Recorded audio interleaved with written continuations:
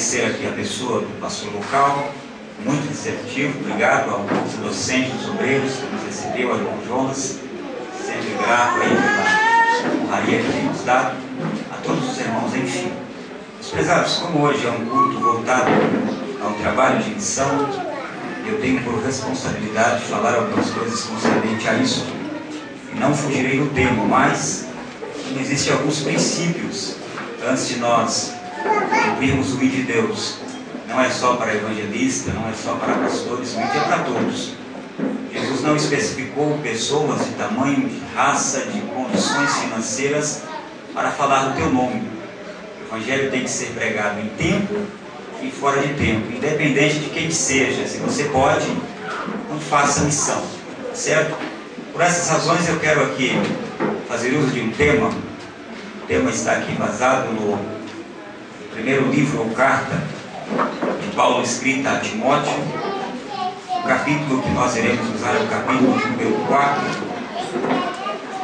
versículos de número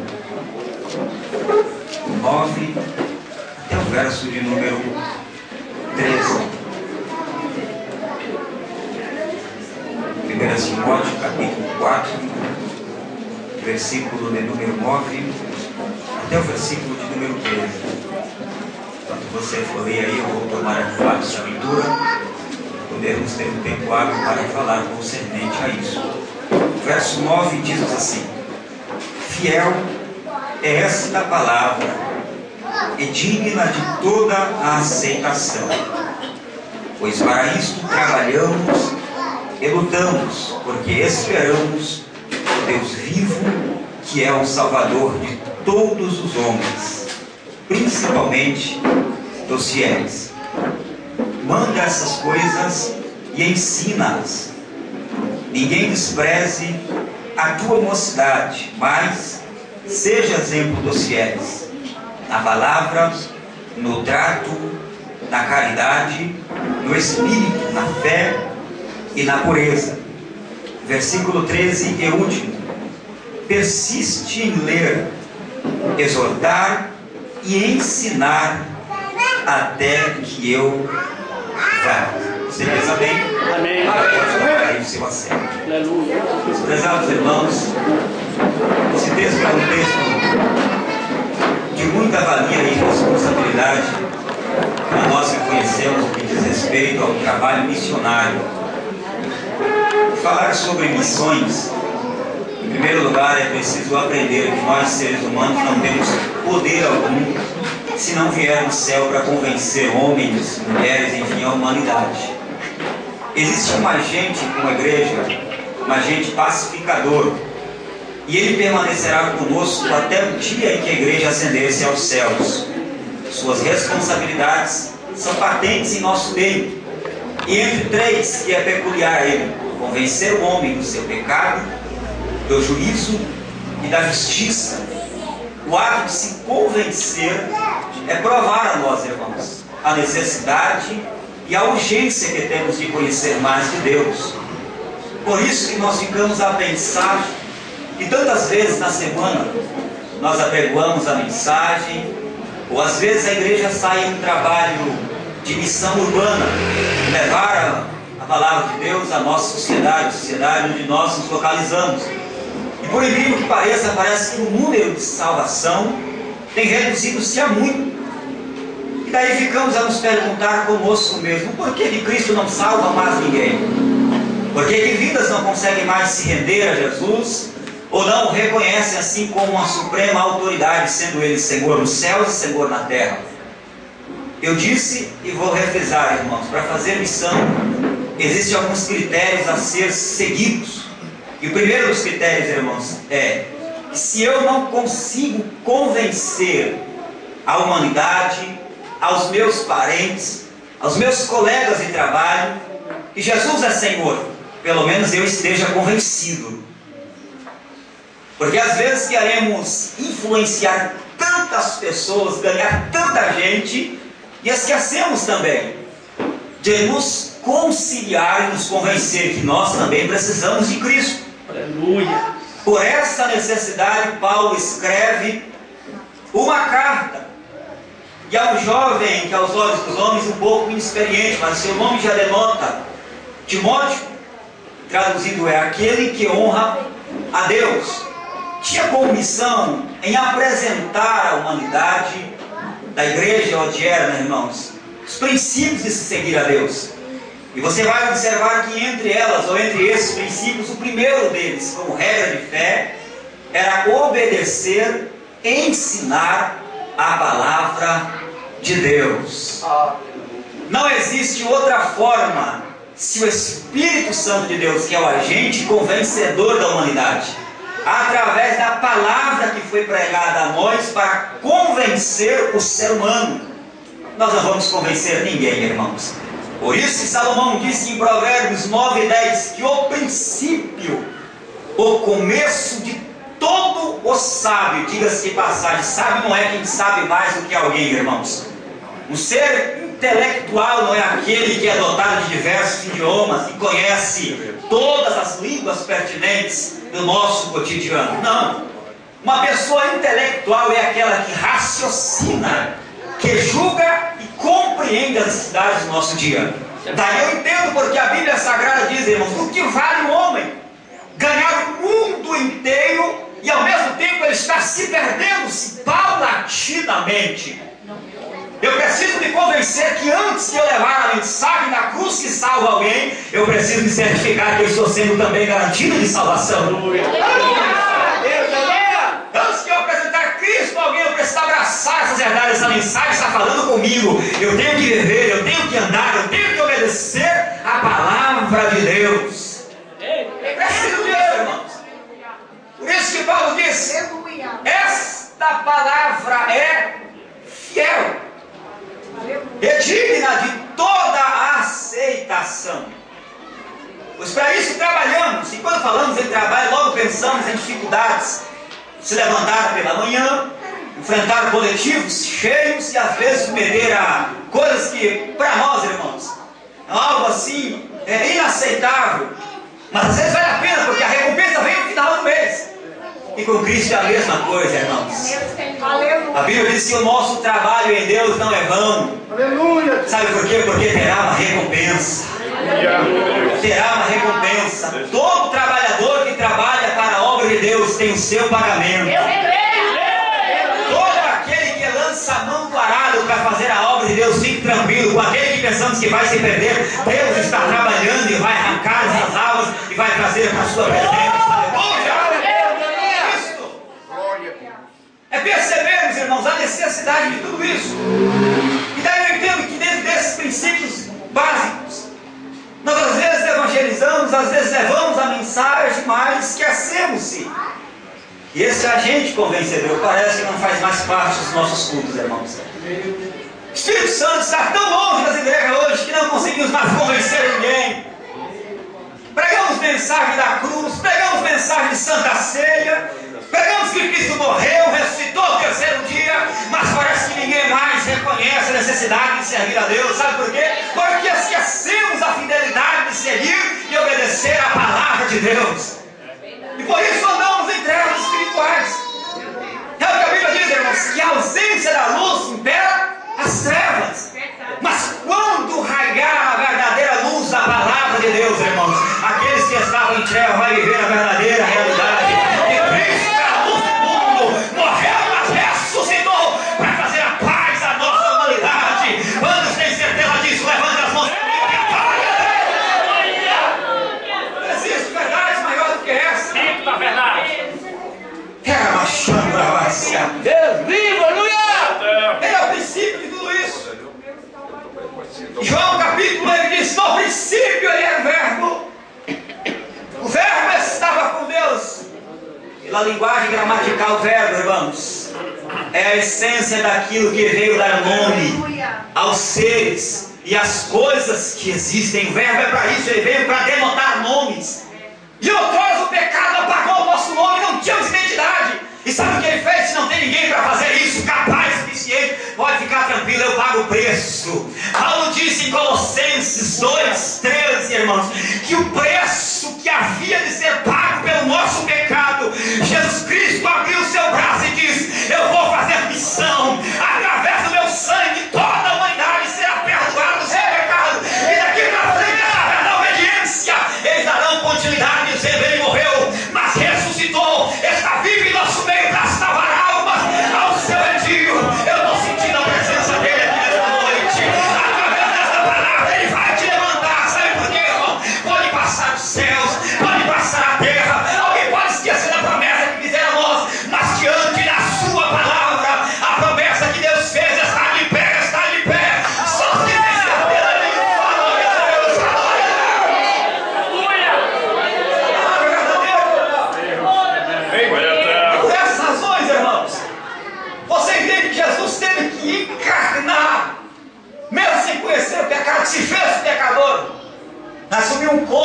sofrimento, sujeito a todas as situações como nós.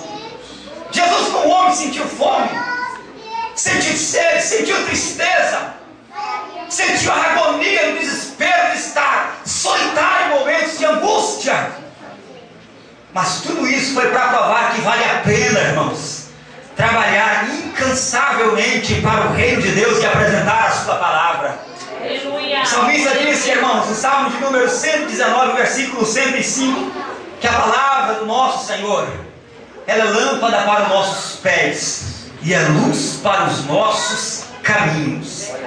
Daí eu entendo que não há possibilidade de fazer a missão sem viver e obedecer a palavra de Deus, e sem ter como primórdio da salvação um agente consolidador chamado Espírito Santo. Sair no campo de batalha e tentar convencer alguém com a ausência do Espírito Santo é voltar com a rede vazia, irmãos. É sair para pescar e não pegar nada. É tentar convencer alguém e voltar fracassado. Mas quando o Espírito Santo está conosco nessa empreitada, você vai olhar para alguém e vai dizer assim: eu estou sentindo algo diferente para ver esses olhos. Sabe isso? É a presença do Espírito Santo dizendo: ei, isso que ele está vivendo é passivo para você. Você pode sentir, você pode experimentar. É isso que ele faz, irmãos. E parece que Jesus quis dar uma aula exemplar disso. Ele, uma certa feita, vinha viajando da cidade de Samaria. Existiam algumas rotas principais, mas o caminho era mais distante. E ele preferiu passar dentro de Samaria, entre dois montes, o Monte Ebal e o Monte Gerizim, que era o Monte da Maldição, o Monte da Bênção. No meio deles existia um poço onde Jacó havia constituído. E todo o período entre a meio-dia e a 1h da tarde, as mulheres saíam para buscar água. Um sol quente e escaldante, lá estava uma mulher, em sair com a alma apertada. Não havia ninguém naquela cidade para pregar a ela a palavra. Por quê? Samaritanos era uma raça mistificada entre a união de judeus, revelada ao cativeiro babilônico. E as pessoas que ficaram ali não foram levadas. Aquela mulher estava ali desolada. Jesus chega como no Canadá, e de repente parece que ele percebe, em um período de missão urbana, que os seus discípulos não iam entender aquilo, irmãos. Sabe o que ele fez? Vou à cidade, meus filhos, vou comprar pão, vou comprar alimento. Eu acredito que vocês estão com fome, vai lá. E eles foram, parece que alguém parece: não, mas para que comprar pão? Vai comprar pão. E daí eu entendo porque a Bíblia diz que o que ele faz agora nós não entendemos, mas daqui a pouco nós vamos compreender. Eles foram, irmãos. Jesus dá uma olhadinha para trás e diz: já estão distantes dos meus olhos. Ele para para aquela mulher e diz: eu estou com sede, eu quero água. Parece que ela olha do pé à cabeça como nós, irmão, fazendo assim também. Vamos mais alto primeiro, então ele vem. Qual é a espécie dele? Ela olha do pé à cabeça, não tem brilho na cara. Se o exército da Nossa Senhora é judeu, o judeu não se dá bem no samaritano. Eu disse: mulher, se tu soubesse quem é que está te pedindo água, você não me negaria. Jesus faz missão. De repente ele para, conhecendo tudo, sendo dotado de uma onisciência. Deus que conhece tudo antes que acontecer. Meu Deus.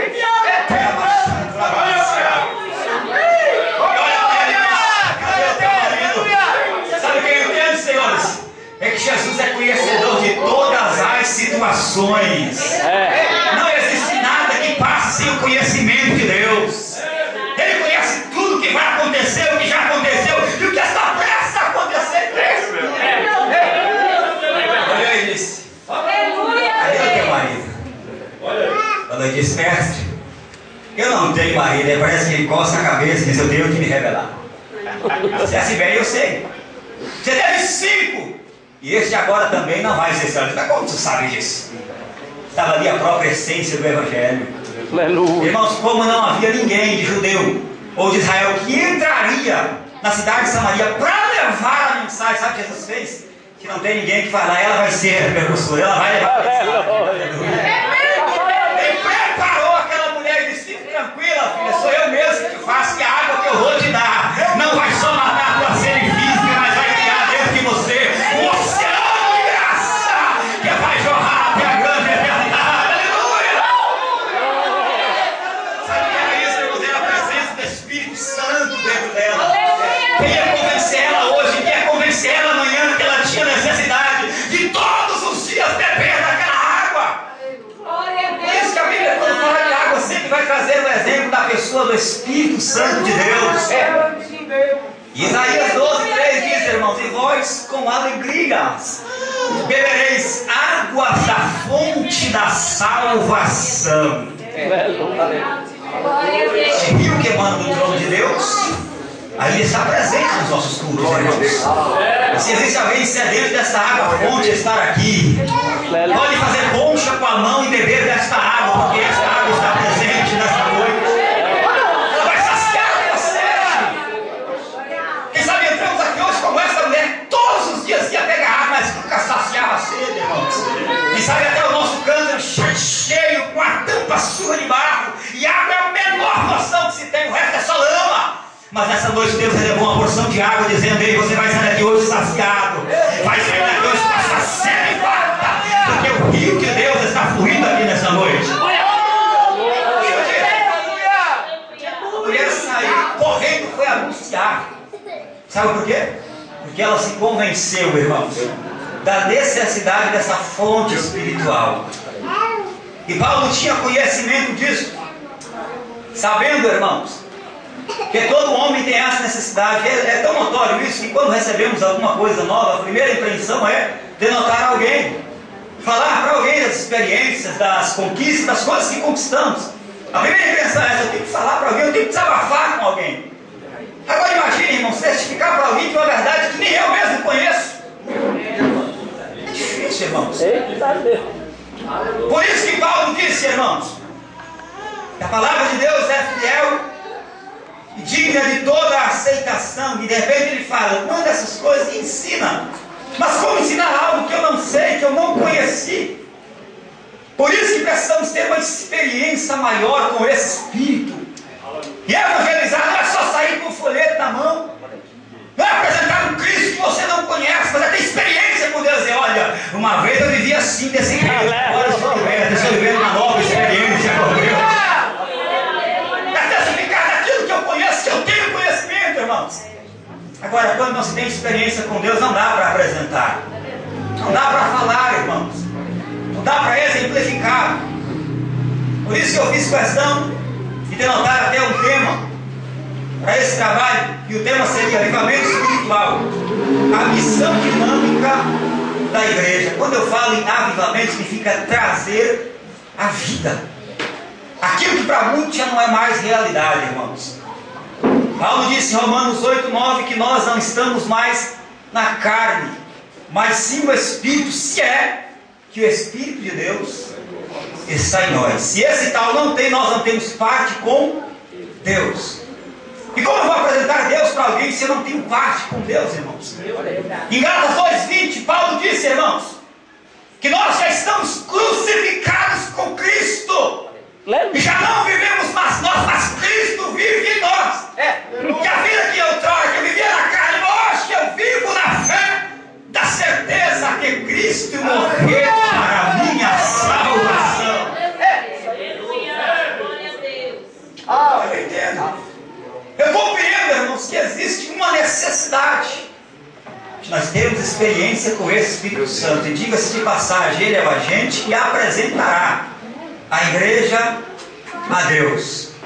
E se eu não tenho parte, se eu não comungo com ele experiências vividas, irmãos, estamos correndo o risco até de sermos salvos.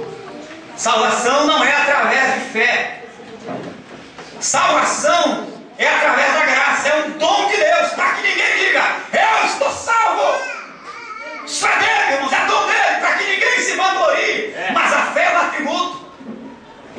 A fé é um atributo e todos só podem possuir a fé. Pelo que Paulo diz, Romanos 10:17, a fé vem, e só vem ao ouvir a palavra de Deus. Se eu não estou convencido dessas verdades, automaticamente eu não tenho fé para ganhar ninguém, para convencer ninguém. E se Cristo não tiver graça na minha vida, até eu estou perdendo chance de ser salvo. Porque eu não tenho fé, irmãos. Automaticamente eu não vou acreditar, não vou expor minha razão de crença nesse Deus. Hebreus 11:1 diz que a fé é o firme fundamento das coisas que não se vê, mas a certeza daquilo que se espera. Se eu não tenho fé, eu não espero, eu não acredito. Mas se eu tenho certeza que com ele estou crucificado, não importa o que está acontecendo,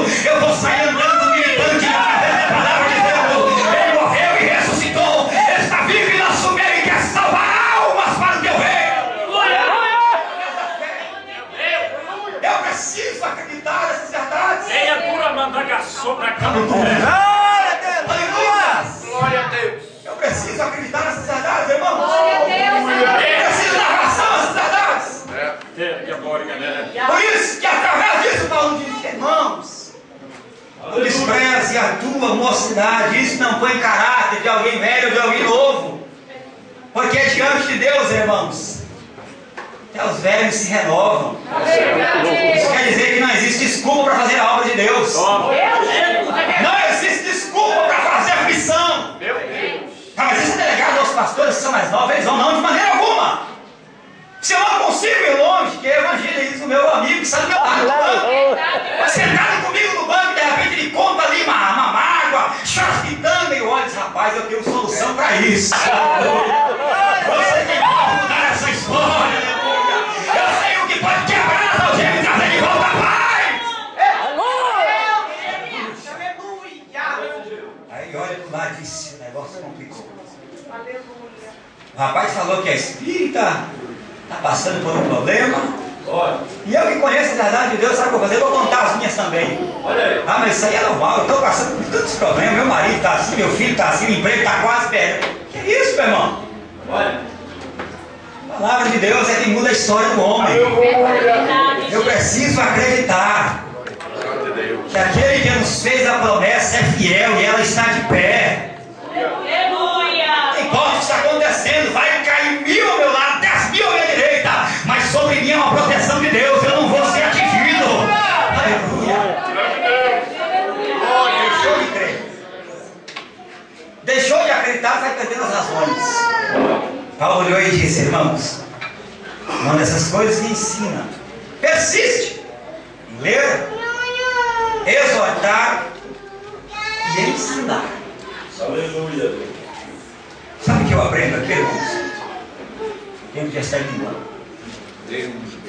Primeiro, antes de apresentarmos algo a alguém, eu preciso entender que isso precisa ser verdadeiro na minha vida.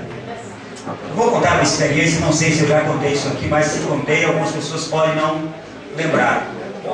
Uma certa feita havia um irmão, tinha algum tempo já de conversão, e após essas experiências que ele teve com Deus, o desejo que imbuía no coração dele era convencer um amigo que ele tinha muito tempo aí no mundo de que não daria mais para viver sem Jesus. Ele tinha que entrar também no reino e servir a Jesus. Um belo dia ele encontrou aquele amigo na rua e disse, rapaz, eu tenho um presente para te dar. O amigo olhou e disse, tudo bem, mas que presente que é esse? Ele falou assim, olha, uma Bíblia sagrada. E o amigo olhou e disse, eu até recebo, mas antes de eu terminar de ler uma biografia que eu estou lendo, eu não posso receber essa Bíblia Sagrada. Aquele irmão parou e disse, coisa estranha. Queria dar uma Bíblia para ele, não quis, disse que está lendo o livro, e quando não terminar de ler esse livro, não pode receber a Bíblia. Tudo bem. Aquele irmão foi para o seu dia de trabalho, voltou para casa, na hora da janta, conversou com a sua esposa e disse, meu amor, eu vi um amigo fulano de tal e falei para ele que queria dar uma Bíblia para ele, ele disse que até receberia. Porém, não poderia pegá-la antes de terminar de ler um livro. Que livro que é esse que ele deve estar lendo que parece ser mais importante do que a palavra de Deus? A mulher olhou e disse, meu amor, não sei, mas pense em dar exemplo. Seja fiel. Continua dando exemplo. Daqui a pouco ele muda de ideia, termina de ler esse livro e aceita a palavra. Uma semana depois ele encontra com aquele mesmo rapaz e diz, ei, meu amigo, já está pronto, está tudo certinho, o senhor pode receber a Bíblia Sagrada? Ele falou, ainda não, estou lendo o livro. Um mês depois, irmãos, 2 meses, encontra com aquele amigo de novo, o amigo olhou e disse, olha, já estou pronto para receber a Bíblia Sagrada. Falou, tudo bem, vamos fazer assim um ambiente mais agradável, vou pedir para minha esposa fazer um almoço em casa, e de repente quando prepararmos o almoço, nós conversamos, dialogamos um pouco, e eu lhe presentio, e aí vamos conversar um pouco, ele está marcado então. O rapaz chegou em casa, olhou para a esposa e disse, meu amor, conversa aí com os meninos, prepara aquele almoço especial, porque amanhã, amigo fulano de tal vai vir aqui, eu quero presentear ele com essa Bíblia Sagrada. Eu sinto que Deus vai fazer algo especial. Glória a Deus. Disse, maravilha. Sentaram ali, oraram. Chegou o dia. O amigo veio, bateu na porta e recebeu cordialmente, entrou. Sentaram ali, almoçaram e tudo. De repente ele foi num lugar reservado e começou a conversar com ele. Disse, rapaz, eu vou lhe confessar que eu fiquei muito preocupado esses meses que se passaram. porque eu queria lhe dar essa Bíblia Sagrada. Eu passei muitas experiências boas com Deus, mas não via razão de que livro que o senhor estava lendo para não receber essa palavra. Ele olhou e disse: olha, meu encarecido amigo, eu até aceitaria, mas enquanto eu não terminasse de ler o livro que eu estava lendo, e esse livro era a sua vida, eu não poderia receber nenhuma palavra que o Senhor teria para me dar. Aleluia! Daí eu entendo o que Paulo disse aqui, irmãos. Ninguém pode desprezar a sua mocidade, se ao contrário ser exemplo. A igreja não foi chamada para ser influenciada, mas para ser uma influência na sociedade que ela vive. Porque existem razões que nós ganharemos alguém sem palavra, mas com exemplos. Quem vai olhar e vai dizer assim: eu estou vendo que essa pessoa é diferente, dá exemplo, dá testemunho. E a palavra de Deus salvará o homem entregou a palavra de Deus, aquele rapaz reconheceu que ele de fato havia conhecido Deus em verdade, levantou as suas mãos cansadas, ele e toda a sua família reconheceram Cristo como Senhor e Salvador da sua vida. Essa é mais uma forma de nós evangelizarmos, irmãos. Testificar aquilo que aprendemos, como Paulo disse, irmãos. Eu vos ensino aquilo que eu também recebi do Senhor na noite em que ele foi traído. E às vezes, irmãos, com gestos, com atitude, também traímos a crucificação. Negamos tudo que Cristo fez através de exemplos. Por isso que temos que ser bons exemplos. Sabe por quê? Existe alguém aí fora que está lendo as nossas vidas. Nós somos uma carta. E diga de passagem, pessoas que não compreendem, não sabem dessas razões. E é bíblico isso, irmãos. Eu disse que o agente convencedor é chamado Espírito Santo. Em Efésios 1,13, ele é o selo que identifica para onde a igreja vai. A igreja militante, a igreja missionária. Em Efésios 1,13 diz: e depois de ter ouvido essa palavra, o evangelho da nossa salvação, e tendo dado nela credibilidade, fostes selados com o Espírito Santo do Senhor, o qual é o penhor da nossa salvação em Cristo Jesus. E todos nós sabemos que o selo é aquilo que identifica qualquer correspondência. Uma carta não vai chegar em um destinatário sem ter o selo, irmãos. Qual carta chega em destinatário sem ter o selo? Eu quero ouvir alguém se levantar e dizer assim: eu mandei uma carta, Mariela, que foi sem selo e chegou. Mentira, irmão, não chega. E é por isso que nós também, como esta correspondência espiritual, nunca chegaremos aos céus que Deus preparou para nós se não tivermos um selo que nos identifica. É a presença do Espírito Santo que está comungando com a igreja nessa noite. Temos que ter esse selo. E em 2 Coríntios 3:3, Paulo diz: e já manifesto é que nós somos esta carta viva, lida e conhecida por todos os homens. Olhe para essa pessoa que está ao teu lado e diga assim: você não conseguirá esconder de ninguém o que você é. Diga assim: porque a sua vida está sendo lida todos os dias. Eu estou sentindo a presença de Deus.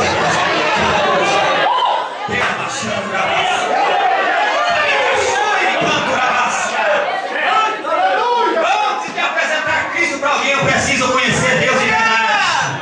Eu preciso ter intimidade com Deus. Quantos mais querem ter intimidade nessa noite com Deus?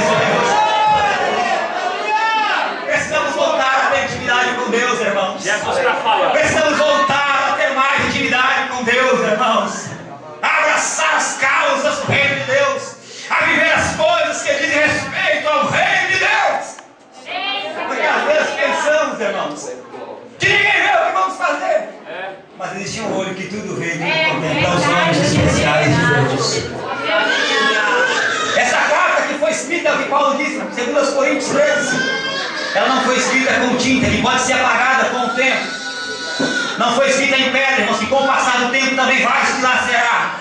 Mas Paulo diz: foi escrita, irmãos, com a presença do Espírito de Deus na tábua do nosso coração, para que ninguém se esqueça. Esse Espírito está com a igreja. Que é esse Espírito que em 1910 convenceu 2 suecos, irmãos, que atravessaram o continente, cheios, tomados desta presença, e disseram: não, existem pessoas que também precisam viver isto. Eles entraram em embarcação e pararam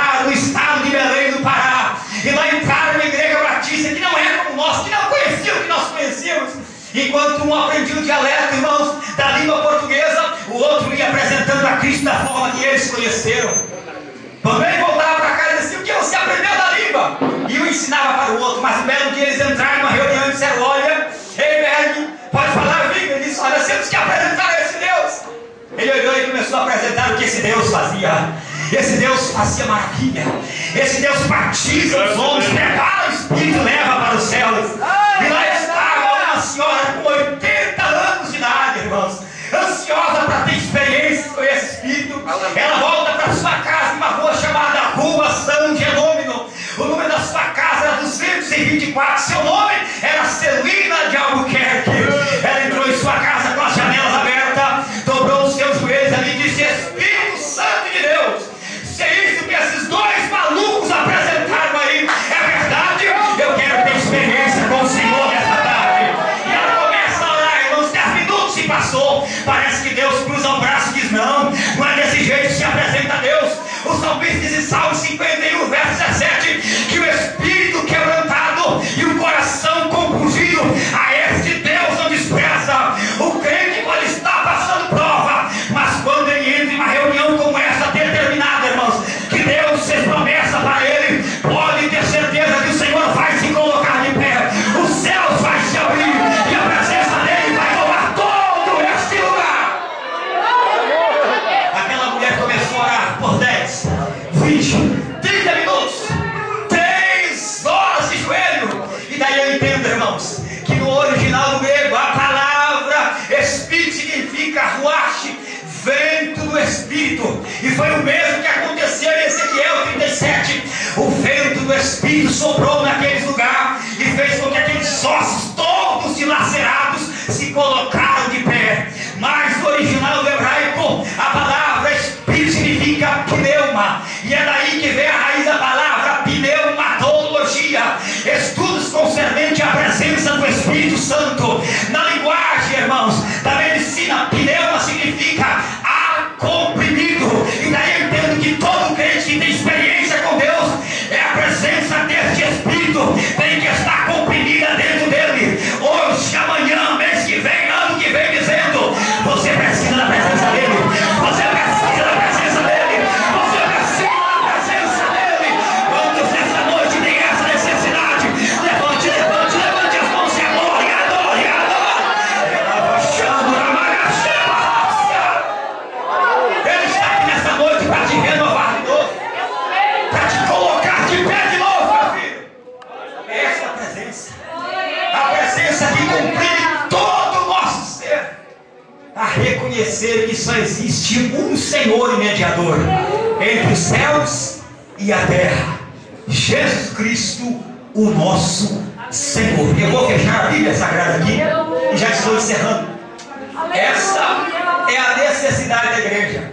E eu vou deixar aqui uma frase e encerrar a minha participação. Fazer a missão sem a presença do Espírito Santo, irmãos, é ter a certeza de que não teremos resultados favoráveis. Mas quando sairmos levando a preciosa semente da palavra de Deus, Salmo de número 126, nós podemos até sair chorando, mas vamos voltar com o nosso cesto cheios de alegria, porque o grande ceifador e o grande ajudador de vida é a essência dessa palavra, Jesus Cristo, Deus dessa igreja. Meus irmãos, que Deus em Cristo nos abençoe, que nós possamos guardar essa mensagem, ter certeza que o maior avivamento diante de todos os missionários foi com uma intenção, convidando, dizendo: vem comigo, Espírito Santo, porque se o Espírito de Deus não convencer o homem, ninguém mais convence. Deus abençoe. Obrigado, pastor.